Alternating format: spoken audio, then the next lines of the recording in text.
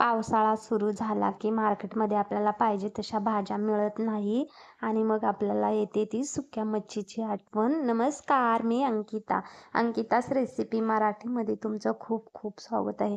आज मी सुके मांदेले बनवणार आहे. ते एकदम असे कमी वेळेत आणि कमी साहित्यामध्ये आपल्याला पावसाळ्यामध्ये असे मस्त खायला सर्वांनाच आवडते सुकी मच्छी.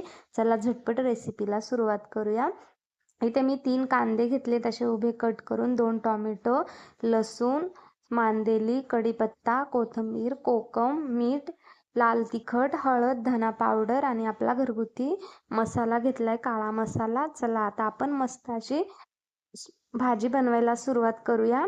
इथे मी मस्त असं कढईत तेल गरम झालंय, त्यामध्ये टाकूयात आपण जिरा, कढीपत्ता.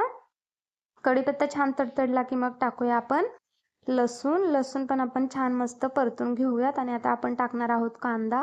आपल्याला सुक्या मच्छीला इथे कांद्याचा वापर जास्त करायचा आहे, त्याने भाजीला खूप अशी छान चव येते.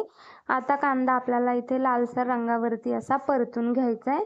कांदा मऊ लुसलुशीत होईपर्यंत परतून घ्यायचा आहे. इथे बघा आपला कांदा पण छान असा परतून झालाय. आता आपण त्यामध्ये टाकणार आहोत मांदेली. इथे मांदेली आपण स्वच्छ धुवून घेतले. मांदेले आपण असे तेलामध्ये छान परतून घेतले की मग आपल्याला भाजीला असा मच्छीचा वास राहत नाही, त्यामुळे आपण मांदेले कांद्यामध्येच परतून घ्यायचे. इथे मांदेले पण मस्त आपण परतून घेतलेत. आता आपण टाकणार आहोत टोमॅटो. टोमॅटो पण आता आपल्याला इथे कांद्यामध्ये एकजीव करून घ्यायचे. बघा मस्त परतून घ्यायचे. आता आपण टाकणार आहोत चवीनुसार मीठ. मीठ टाकल्यानंतर आपला टोमॅटो आणि कांदा लवकर एकजीव होऊन मिक्स होतोय. बघा मस्त असा आपला कांदा, टोमॅटो आणि मांदेले छान असे परतून झालेत. आता आपण टाकणार आहोत गरम मसाले, लाल तिखट, हळद, धना पावडर आणि गरम मसाला टाकूयात. आणि मस्त आपल्याला इथे मिक्स करून घ्यायचे. अगदी 10 मिनिटामध्ये अशी आपली ही भाजी बनवून तयार होते. आणि आपली सुकी मच्छी म्हटलं की सर्वांनाच खूप आवडते.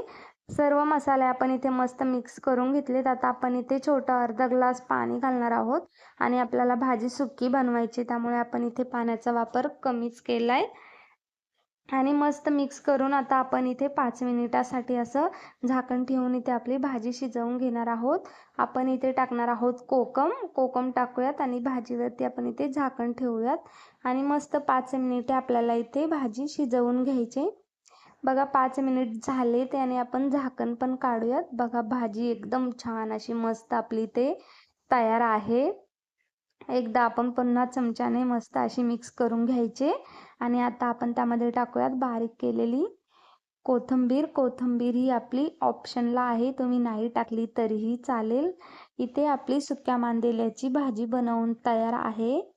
कशी वाटली तुम्हाला ही रेसिपी नक्की कमेंट करून सांगा आणि तुम्ही पण ही रेसिपी नक्की ट्राय करा. आवडली असेल तर चॅनलला लाईक, शेअर, सबस्क्राईब करा. धन्यवाद. भेटूया उद्याच्या व्हिडिओ